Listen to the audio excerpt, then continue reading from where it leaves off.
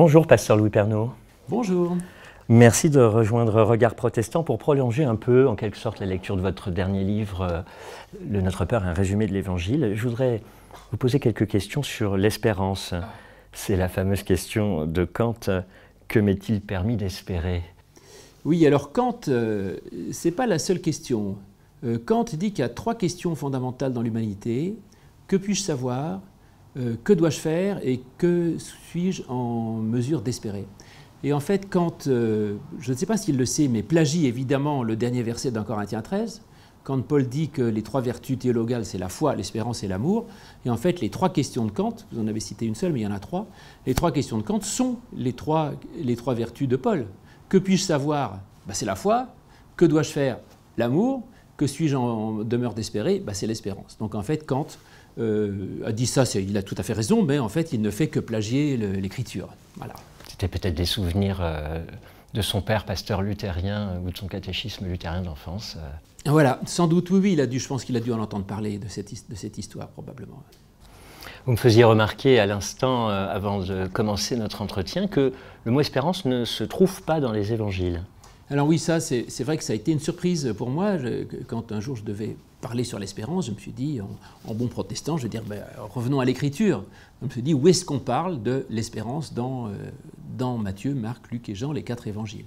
L'espérance, en grec, ça se dit helpis, et espérer, helpisein, espérer. Et j'ai cherché, en fait, helpis est un mot absent de Matthieu, de Marc, de Luc et de Jean. Donc c'est un mot qui n'apparaît pas dans les évangiles.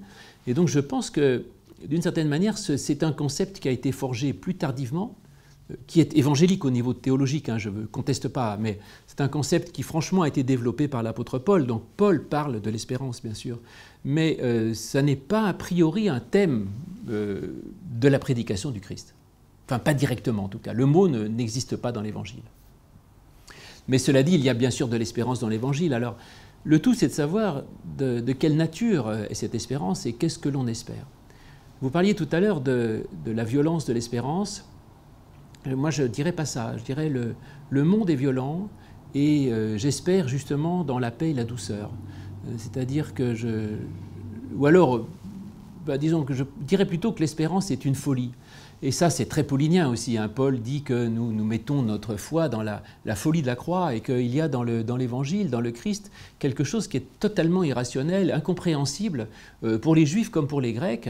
Et donc pour moi, l'espérance est folie, c'est-à-dire quand tous les prévisionnistes disent que ça va aller mal, qu'on est foutu, que la France n'est plus rien, que l'économie est une catastrophe, quand tout semble aller mal, tous les marqueurs sont au pire, eh bien, contre toute espérance, j'espère. Espérer contre toute espérance. Voilà. Et c'est ça, tout espoir, je dirais.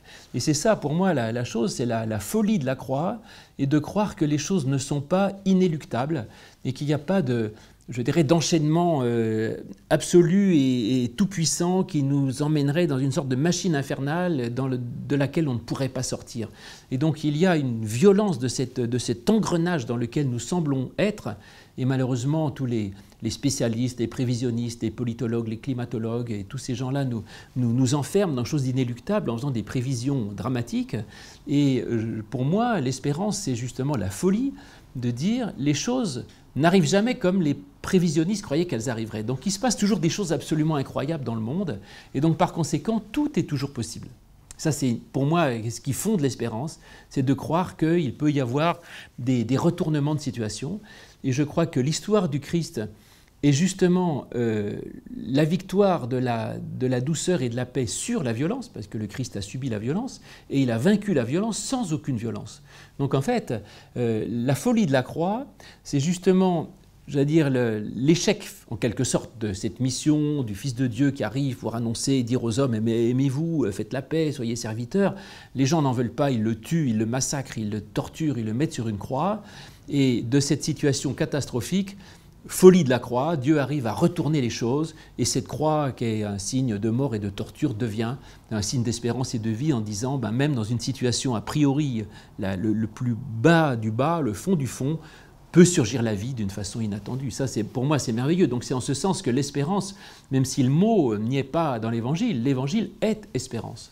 Les responsables d'Église peuvent être parfois un petit peu découragés. Vous pourriez nous partager votre espérance, mais bien concrète, au sens sacré comme profane, pour les rebonds, le renouveau de l'Église en septembre, en 2025, en 2026? Ouais, je vous disais, pour l'Église, mon espérance, c'est qu'il y a un avenir possible.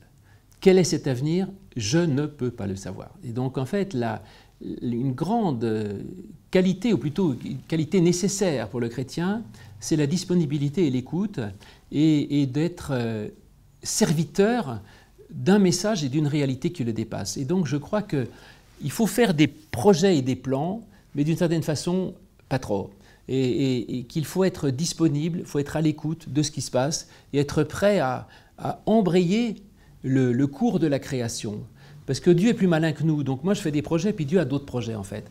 Et la vie, elle va passer par des chemins. Et donc, l'Église arrivera à survivre comme toute institution ou comme nous-mêmes si nous sommes capables sans arrêt de nous réinventer.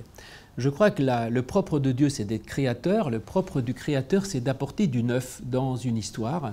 Et que dans le fond, nous détestons les changements. C'est-à-dire qu'on voudrait que tout reste toujours comme ça, en fait. C'est-à-dire, voilà, les vieux qui disent c'était mieux avant, maintenant plus rien n'est comme avant, etc. Donc on n'aime pas que les choses changent.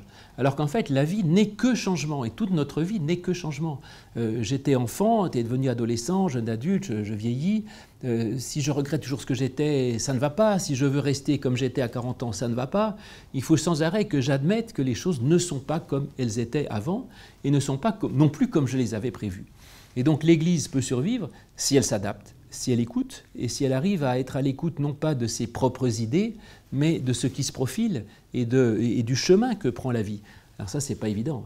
Probablement que pour y arriver, il faut beaucoup de tâtonnements, c'est-à-dire que personne n'est prophète, en quelque sorte, aujourd'hui, et capable de dire avec certitude la vie passera par-ci ou par-là. Et donc même dans l'Église ou dans toute institution, il y a des tâtonnements.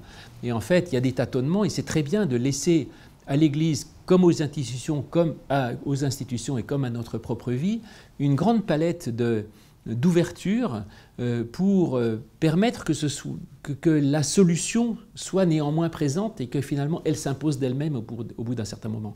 Et les autres tombent, c'est pas grave. Ça, c'est je ne devrais pas utiliser une telle référence, mais dans l'évangile de Jean, je crois, quand il s'agit de crucifier, de tuer Jésus, c'est le rabbin Gamaliel, je crois, qui dit écoutez, laissez faire, si jamais c'est pas le plan de Dieu, ça tombera de lui-même, sinon si ça marche, j'aimerais mieux pas m'opposer au plan de Dieu. Il y en a un qui dit ça, je crois. Oui, c'est dans le livre des Actes. C'est dans les Actes, voilà, c'est ça. Laissez les disciples croire au ressuscité. Voilà, et je trouve ça merveilleux comme idée de dire ne nous fermons pas les portes, quoi, finalement. Et oui, il y a des tas dans l'Église, il y a des tas de choses qui m'agacent, il y a des expérimentations que je crois, moi, stupides, mais bon, faut laisser les expérimentations. Si elles sont mauvaises, elles tomberont d'elles-mêmes. Et en tout cas, il faut à un moment donné que les bonnes expérimentations soient possibles. Et une Église qui se ferme dogmatiquement, même liturgiquement, je le déplore parce que je suis un peu traditionnel sur la question de la liturgie, mais une Église qui se fermerait dans sa forme, dans ses idées, dans sa prédication, est une Église qui se ferme à l'avenir, donc à la vie et donc à l'espérance. Voilà. Donc il faut que l'Église s'ouvre et qu'elle ait la souplesse de s'adapter et d'accepter qu'il y ait une forme de diversité en elle. Peut-être une dernière question sur ce thème qui pourrait nous tenir toute une vie et plus, l'espérance. Dans la tradition calviniste ou calvinienne, y est associée, comme dans les poupées russes, dans la grande poupée Espérance, on en trouve une plus petite, la persévérance. Les calvinistes ont souvent relié la force de persévérer au don de cette espérance qui leur est faite. Est-ce que vous rattachez la persévérance à l'espérance? Oui, absolument. Je pense que c'est tout à fait lié, d'autant plus que, si on revient encore au grec, en grec, il n'y a qu'un mot pour dire la persévérance et la patience. Et que la persévérance et la patience sont des façons, justement, de ne pas s'attacher ultimement à ce que l'on vit dans l'instant même, en fait, et de dire il y a autre chose et qu'il faut ne pas rester fermé sur ce qui est aujourd'hui, mais être capable d'être ouvert sur un avenir possible. Donc je pense que la patience, plus que la persévérance, la persévérance est une vertu dont parle Paul, mais j'aime mieux le mot de patience, personnellement, que j'aime beaucoup. Persévérance, il y a un côté un peu, je montre les mécaniques et je prends, pareil, avec force et courage, alors que la patience, c'est quelque chose de plus doux, que j'aime bien, sans doute un peu les deux. Et donc l'idée d'une patience, c'est de dire,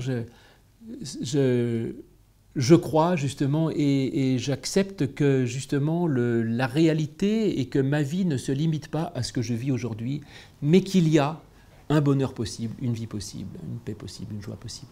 Et donc la patience est fondamentalement une vertu absolument essentielle qui, à mon avis, n'est pas suffisamment développée dans nos prédications. Et je pense que beaucoup de nos contemporains ont besoin de vivre de patience aussi. Hein, d'ailleurs, même puisqu'on parlait de l'Apocalypse, on dit à tous ceux qui souffrent, il dit alors, et nous on fait quoi? Et l'ange dit, bah, écoutez, patience. Voilà, patience. Voilà. Et j'aime beaucoup ça. Franchement, la patience est une qualité essentielle pour vivre. Et la patience ne se fonde que dans l'espérance. Voilà. Sans espérance, il n'y a pas de patience possible. Merci, pasteur Louis Pernaut, pour cette bouffée d'air frais, d'espérance au cœur de l'été, avec la douceur de la patience. Avec plaisir.